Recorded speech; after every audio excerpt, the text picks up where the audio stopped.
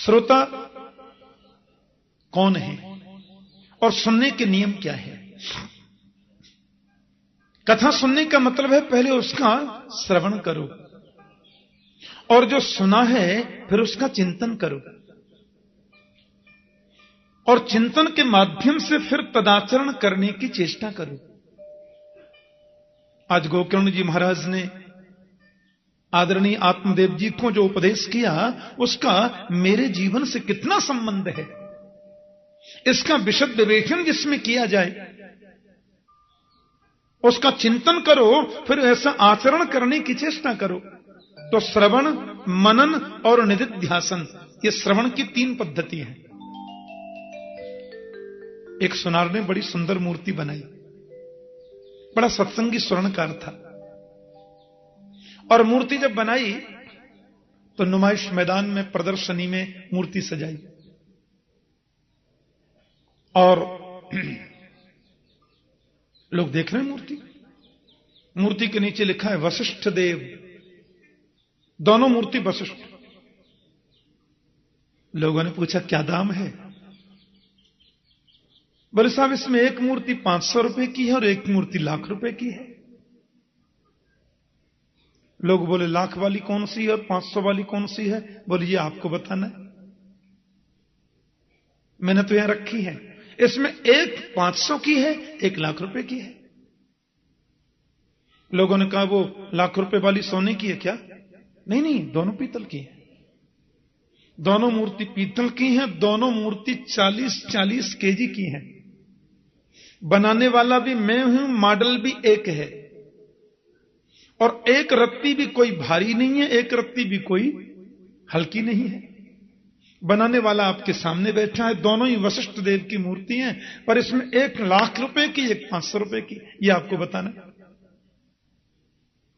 अब लोग बेचारे मूर्ति को उठाएं, कोई उसको उल्टी सीधी करके देखे, कोई नाक में अंतर तो नहीं है। जैसे कभी कभी अखबार में फोटो आते हैं ना, दोनों फोटो एक से, और कहते हैं इन दोनों में 5 अंतर है, अब आप बताइए क्या अंतर। तो मैंने देखा लोग वहीं पर कलम कॉपी लेके बैठ जाते हैं, तुरंत लिखेंगे, और उसमें अंतर दिखते भी नहीं, और हैं भी अंतर, 5 अंतर निकलते। सुनार ने बोला आप बताइए इसमें लाख रुपए की कौन सी और 500 की कौन सी? अब सब लोग उठाकर कोई उल्टा करके देखें, कोई कान में उंगली डाल के देखें, कोई नाक में देखे, बिल्कुल एक जैसी मूर्ति। वजन में एक रत्ती का अंतर नहीं, बनाने वाला एक और बिल्कुल बराबर, और दोनों वशिष्ठ की मूर्ति, और दामों में इतना अंतर। हजारों लोग फेल हो गए। एक संत उधर से निकल के जा रहे थे। संत ने देखा ये स्वर्णकार तो मैंने सत्संग में देखा कई बार। कथा सुनने वालों के चेहरे की आभा दूसरी हो जाती है, उनका रहन सहन, उनकी भाषा शैली सब परिवर्तित हो जाती है। उनकी हर बात में कोई न कोई गंभीरता छुपी रहती है। महात्मा जी बोले अच्छा मूर्ति बनाई है? बोले हां जी, मैं परीक्षा लेकर देख सकता हूं मूर्ति की? देखिए। महात्मा जी ने सुतली हाथ में ली और गीला हाथ करके सुतली को ऐसे बट दिया, और पहली मूर्ति के कान में सुतली को डाला तो सुतली पार निकल गई। महात्मा बोले 500 रुपए की है ना? हां जी महाराज, ठीक कहा आपने, 500 रुपए की है। अब दूसरी मूर्ति के कान में जब सुतली को डाला तो कान पार नहीं था, घुमावदार छेद ऐसे था। अब वो सुतली कान में डालते गए और सुतली ऐसे ऐसे मुड़ करके सीधी पेट में चली गई। बोले लाख रुपए की है। जो सुनकर के इधर से इधर निकाल दे वो है सरोता या सोता, लेकिन सुनकर जो जीवन में उतार ले वही है सच्चा श्रोता। और वो श्रोता एक बार भी ध्यान से सुनेगा, 8वें दिन से उसके जीवन में परिवर्तन आएगा, पक्की बात है। जितने प्रेम से धुंधकारी ने सुना। एक और बात, एक माता मेरे से पूछ रही थी, बहुत दिन हो गए। बोले ठाकुर जी मैंने 50 कथाएं अपने जीवन में सुनी हैं। मैंने कहा कैसा लगा? वो लगा बगा तो सब ठीक है महाराज, लेकिन वो कथा सुनने के बाद में विमान आता है, मेरे लिए कभी नहीं आया। हाँ, बोले धुंधकारी ने कथा सुनी, आप कहते हैं विमान आ गया, और मैंने 50 सुन ली, आज तक नहीं आया। और ठाकुर जी सत्य कहती हूं, हर कथा पानी पी के सुनती हूं, भोजन भी नहीं करती। और हर कथा में जमीन में सोती हूं, पूरे नियम का पालन करती हूं, माला भी जपती रहती हूं, पर विमान नहीं आया। पहले आता था तो आज भी आना चाहिए, और पहले आया था तो अब क्यों नहीं आता। मैंने कहा चलो कांटेक्ट करता हूं ऊपर, पर एक बात बताओ, विमान आ गया तो जाने के लिए तैयार हो? बोला अभी बैठी हूं, अभी ले जाए। पर विमान आना चाहिए, क्यों नहीं आता? मैंने कहा माता, विमान का मतलब क्या है ये तो समझो। भागवत में लिखा है, जब तक विमान आवे नहीं तब तक कथा सुनते ही जाओ। मुहुरहो रसिका भुवि भावुका, निगम कल्पतरोर गलितम फलम सुखमुखात अमृत द्रव संयुतम पिबत भागवतम रसमालयम।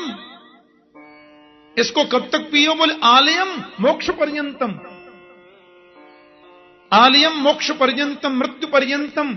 जब तक मुक्ति न हो जाए तब तक इसको पीते ही जाओ, पीते ही जाओ, तो विमान आएगा। अब ये विमान एक कथा सुनने के बाद भी आ सकता है और 1000 कथा सुनने के बाद भी आ सकता है। जब तक विमान नहीं आवे तब तक कथा सुनते जाओ। मैया बोली क्या मतलब? मैंने कहा कथा सुनने के बाद यदि विमान नहीं आया तो माता समझो तुमने कथा सुनी ही नहीं। मैया बोली तो 50 सुनी थी वो सब बेकार है। मैंने कहा ये तो तुम देखो विमान आया कि नहीं।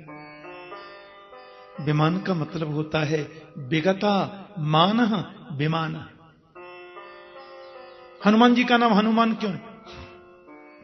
जिसने अपने मान का हनन कर लिया वो हनुमान, जिसने अपने मान को नष्ट कर दिया वो हनुमान, और जिसके हृदय से मान अभिमान निकल गया वही विमान। कथा सुनने के बाद भी यदि अभिमान दिल में बना हुआ है तो समझो विमान आया ही नहीं। और एक कथा सुनने के बाद भी जीवन का अभिमान निकल गया, यही तो विमान है। और जिस दिन अभिमान निकल गया उसी दिन विमान आ गया, और जिस दिन विमान आया उसी दिन गोविंद मिल गया। बोलो जय श्री कृष्ण। पक्की बात है, क्योंकि तृणादपि सुनीचेन तरोरपि सहिष्णुना कि अमानिना मानदेन कीर्तनीय सदा हरि। भगवान चैतन्य देव कहते हैं तृणादपि सुनीचेन, कथा सुनने के बाद जीवन कैसा हो? बोले तिनके से भी ज्यादा अपने आप को छोटा मानो, और तरोरपि सहिष्णुना, वृक्ष से भी ज्यादा सहनशील बनो। अमानिना मान देना, सब ही मान प्रद आप अमानी। हां, एक जगह शोभा यात्रा निकल रही थी, भागवत का वक्ता मैं था उस कथा में। 15-20 तो मंत्री आए थे, 3 शंकराचार्य थे, सबकी डोलियां थी। मैंने कहा मैं तो पैदल चलूंगा कथा में। नहीं महाराज एक डोली आपकी भी सजी है। मैंने कहा डोली फोली को रहने दो, मैं पैदल चलूंगा। अब वो टीवी वाले आजकल हर कथा को करते हैं, टीवी वाले बड़े आए थे। अब मैंने देखा महाराज सबको होड़ लगी है वीडियो में आने की, कैमरा में आने की। जब 1.5 किलोमीटर यात्रा निकल गई तो लोगों ने पूछा व्यास जी कौन है? अब मुझे ढूंढे वो कहां है। मैं पीछे आराम से चल रहा था। क्या जरूरत है? भागवत सुनने के बाद, भागवत कहने के बाद भी मन में ये वृत्तियां बनी रहती हैं, तो हमने क्या सुना और क्या कहा? अमानिना मान देना, भागवत सुनने के बाद भी जीवन का अभिमान यदि न निकला तो तुमने भागवत सुनी ही नहीं है। और जिस दिन अभिमान निकला नहीं, जिस दिन विमान आया नहीं, तब तक सुनते चलो, कभी तो आएगा। यही जीवन का सार है। विमान का मतलब है विगता मान विमान, जीवन का अभिमान निकल जाए और धुंधकारी अहम निकल गया। ये अहंकार ही तो धुंधकारी है। गोकर्ण ही तो विवेक है। गोकर्ण रूपी विवेक जब ज्ञान रूपी भागवत का आश्रय ले तो अहंकार रूपी धुंधकारी चला जाता है, तो विमान हो जाता है। बोलो जय श्री कृष्ण। ये 7 दिन में कथा सुनने का भी, कथा जो हम सुबह 9 बजे से सुनेंगे, 9 बजे से जो हम सुनेंगे कल भागवत कथा, 7 ही दिन में क्यों? क्योंकि हमारा जन्म 7 ही दिन में होता है।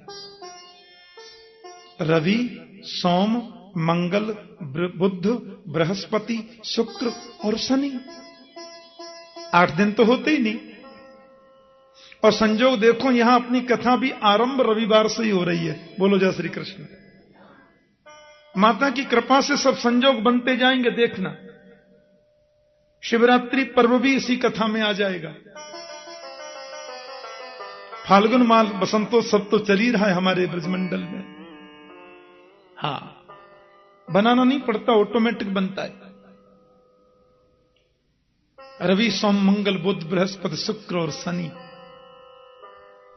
7 दिन की कथा का मतलब है जीवन में जितने 7 दिन निकल चुके उनकी अशुद्धि दूर हो जाए। आगे जो 7 दिन आने वाले हैं वो निर्मल और पवित्र बन जाएं। हमारे शरीर में अंदर भी तो 7 ग्रंथियां होती हैं। अविद्या, अस्मिता, राग, द्वेष, अभिनिवेश, अहमता और ममता। एक एक दिन की कथा के श्रवण से एक एक ग्रंथि हमारी खुलती चली जाए, और जिस दिन 7 ग्रंथियां खुल जाएं उसी दिन तो विमान आता है। यही इसका मतलब है। भागवत सुनने के बड़े सुंदर नियम हैं। मैं 2 मिनट में जरा नियम और बता दूं। शुभ मुहूर्त में कथा का आरंभ करो। बिना मुहूर्त के कथा प्रारंभ करने से दोष नहीं लगता, लेकिन शुभ मुहूर्त में प्रारंभ करने से पुण्य ज्यादा जरूर होता है। भागवत की व्यास गद्दी पर जो वक्ता बैठे उसको विरक्तो वैष्णवो विप्रो वेद शास्त्र विशुद्धिकृत, उसको परम विरक्त होना चाहिए, संतोषी होना चाहिए। श्रीमद् भागवत में सदगृहस्थ सुदामा जी को उत्तम कोटि का विरक्त कहा है। कृष्ण स्यासीत सखा कश्चित ब्राह्मणो ब्रह्मवित्तम विरक्त इंद्रियार्थेषु प्रशांतात्मा जितेंद्रिय। तो गृहस्थ जीवन में जो संतोषी होता है उसकी विरक्त संज्ञा हो जाती है। इसलिए भागवत का वक्ता विरक्त होना चाहिए, परम संतोषी, और वैष्णव होना चाहिए, प्योर वेजिटेरियन। रामकृष्ण के भक्त को वैष्णव कहते हैं। विष्णु इदम वैष्णवम। वेद शास्त्र में निष्णात भी होना चाहिए। व्यास मंच पर उद्धरण भी देवे तो शास्त्रों का दे।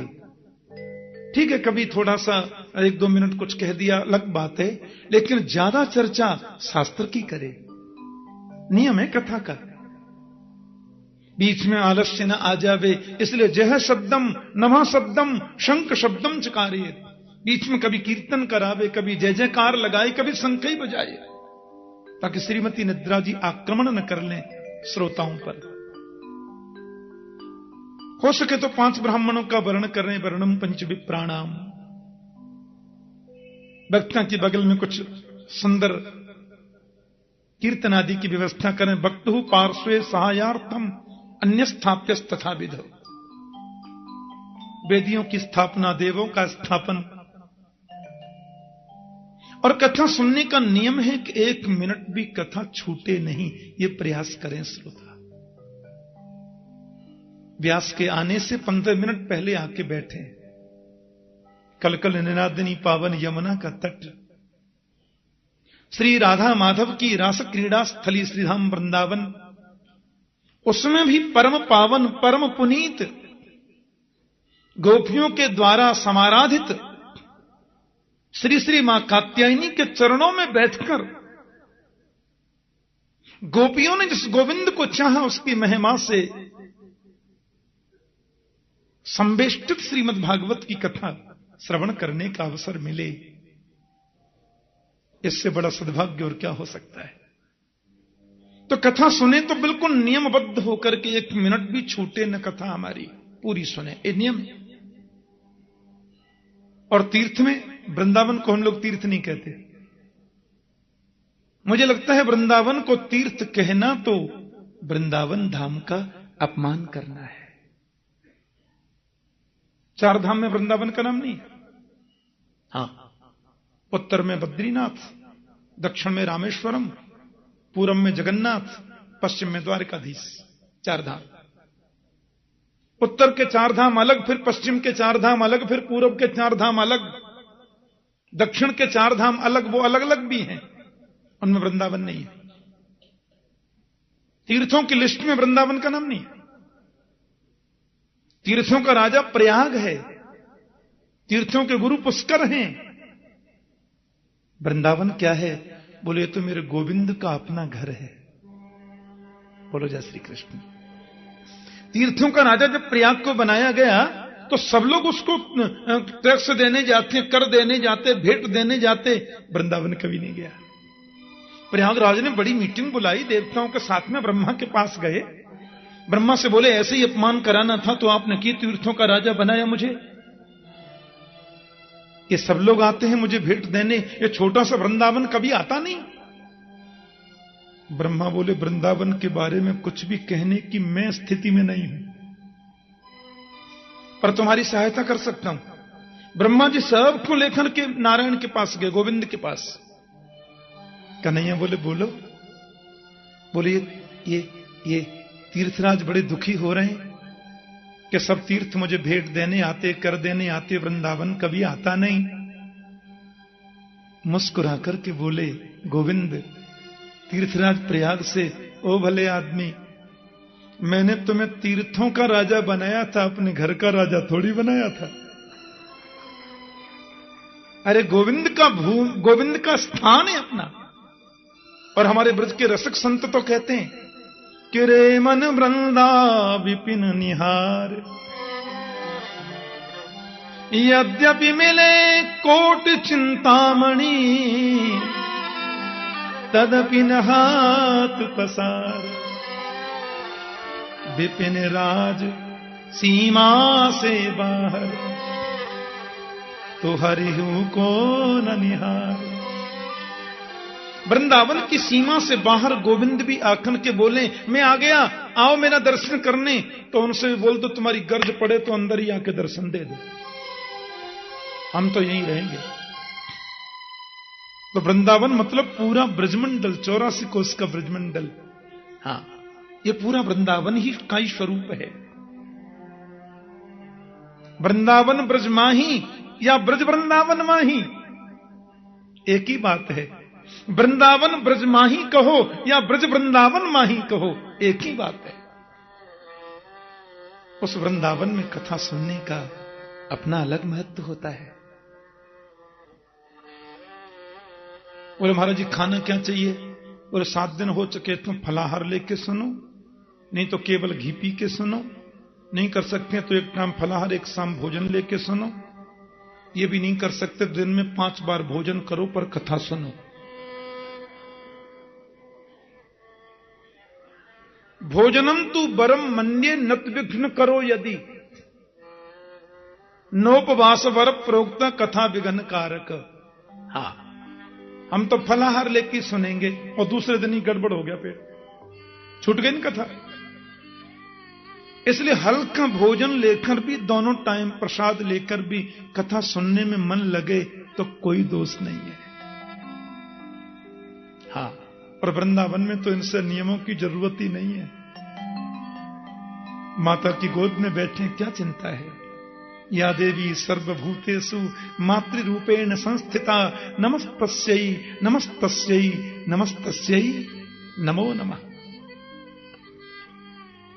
पहले दिन भागवत को सिर पर विराजमान करके लाए, ऐसे पहुंचा के आए। जितने भी उत्सव आए, राम जन्मोत्सव, कृष्ण जन्मोत्सव, गोवर्धन लीला, बड़ी श्रद्धा बड़ी धूमधाम से मनाए। कथा का प्रवचन प्रसंग चल रहा था। ज्ञान वैराग्य दोनों युवा बन गए। भागवत सुनते ही दोनों पुष्ट हो गए। भक्ति माता की खुशी का ठिकाना नहीं रहा। और वहां जितनी मंडली बैठी थी ना, सब लोग कीर्तन में तल्लीन हो गए कि प्रहलाद स्तारधारी तरल गतितया चोद्धव कांस्यधारी वीणाधारी स्वर ऋषि स्वर कुशलतया राग करतार्जुनो भू इंद्रोवादिं मृदंगम जय जय सुकरा कीर्तने ते कुमारा यत्राग्रे भावभक्ता सरसरचनया व्यासपुत्रो बभूव। भक्ति देवी जब प्रकट हो गई ना वहां पर, तो लिखा है श्री कृष्ण गोविंद हरे मुरारे नाथेति नामानि मुहुर्गृणन्ति। भक्ति देवी कीर्तन करने लगी बड़े भाव से। हम भी भक्ति के साथ में मिलकर के कीर्तन कर लें 2 मिनट। फिर आपको एक बात बता दूं, आरती से पहले कोई भी अपना स्थान नहीं छोड़ेंगे। महात्म्य का वर्णन यहां संक्षिप्त हुआ। सवेरे ठीक 9 बजे भागवत कथा का शुभारंभ होगा। कथा का समय है 9 बजे से 12 बजे तक, अपराह्न में 3 बजे से 6 बजे तक। आज थोड़े विलंब से महात्म्य प्रारंभ हुआ, इसलिए मैंने कुछ समय आपका ज्यादा ले लिया। कीर्तन सब लोग मेरे साथ में बोलेंगे, फिर भागवत जी की परम मांगलिक आरती सब लोग गाएंगे, और उसके पहले कोई भी अपना स्थान न छोड़ेंगे। विशेष विनम्र निवेदन। श्री कृष्ण गोविंद हरे मुरारे हे नाथ नारायण वासुदेवा। श्री कृष्ण गोविंद हरे मुरारे हे नाथ नारायण वासुदेवा। श्री कृष्ण गोविंद हरे मुरारे हे नाथ नारायण वासुदेवा। श्री कृष्ण गोविंद हरे मुरारे हे नाथ नारायण वासुदेवा। हे नाथ नारायण वासुदेवा। हे नाथ नारायण वासुदेवा। हे नाथ नारायण वासुदेवा। हे नाथ नारायण वासुदेवा। श्री कृष्ण गोविंद हरे मुरारे हे नाथ नारायण वासुदेवा। श्री कृष्ण गोविंद हरे मुरारे हे नाथ नारायण वासुदेवा।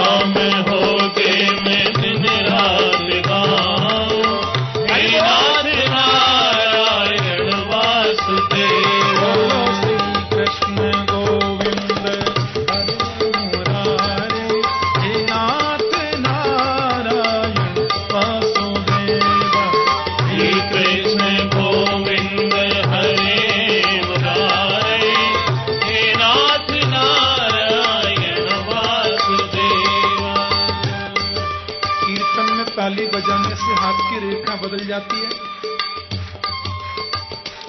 हाँ, माता यशोदा हरि को जगावे, गोपाल जागो अब नैन खोलो। माता यशोदा हरि को जगावे, गोपाल जागो अब नैन खोलो। घरे खड़े गोप बुला रहे हैं, हे नाथ नारायण वासुदेव। घरे खड़े गोप बुला रहे हैं, हे नाथ नारायण वासुदेव। बोलो श्री कृष्ण गोविंद हरे मुरारे, हे नाथ नारायण वसुदेव। श्री कृष्ण गोविंद हरे मुरारे, हे नाथ नारायण वासुदेव। देहांत काले तुम सामने हो, बंसी बजाते मन को लुभाते। देहांत काले तुम सामने हो, बंशी बजाते मन को लुभाते। यही गीत गाते में तन नाथ त्याग, हे नाथ नारायण वासुदेव। यही गीत गाते में तन नाथ जाओ, हे नाथ नारायण वासुदेव। हे नाथ नारायण वासुदेव, हे नाथ नारायण वासुदेव। हे नाथ नारायण वासुदेव, जय हो। हे नाथ नारायण वासुदेव। हे नाथ नारायण वासुदेव, हे नाथ नारायण वासुदेव। हे नाथ नारायण वासुदेव, हे नाथ नारायण वासुदेव। श्री कृष्ण गोविंद हरे मुरारे, हे नाथ नारायण वसुदेव। श्री कृष्ण गोविंद हरे मुरारे, हे नाथ नारायण हे नाथ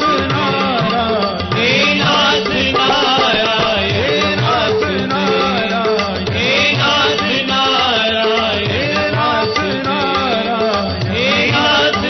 नारायण, हे नाथ नारायण, हे नाथ नारायण, हे नाथ नारायण, हे नाथ नारायण, हे नाथ नारायण वासुदेव। हे नाथ नारायण, हे नाथ नारायण, हे नाथ नारायण, हे नाथ नारायण। प्रहलाद जी तो ताली बजा रहे हैं, उद्धव जी बड़ा कांसा बजा रहे हैं, देवर्षि नारद उधर वीणा बजा रहे हैं, देवराज इंद्र मृदंग बजा रहे हैं, इंद्रो वादिन मृदंगम। सनत कुमार जय जय की ध्वनि कर रहे हैं, भक्ति देवी नृत्य कर रही हैं। शंकर जी से कहां रह गया। भगवान भी आ गए और बोले मांगो। मत्तो वरम भावव्रता वृणध्वम। भक्तों ने कहा एक ही वर दे दो, जब जब आपकी कथा सुना करें तब तब आपका दर्शन हो जाए करे। धुंधकारी को मोक्ष मिला, भक्ति के कष्ट की निवृत्ति हुई, ज्ञान वैराग्य की पुष्टि हुई, अहंकार का विनाश होता है, भक्ति की पुष्टि होती है, ज्ञान वैराग्य का संवर्धन होता है और गोविंद की प्राप्ति हो जाती है। यही भागवत का सार है, यही भागवत का मूल है।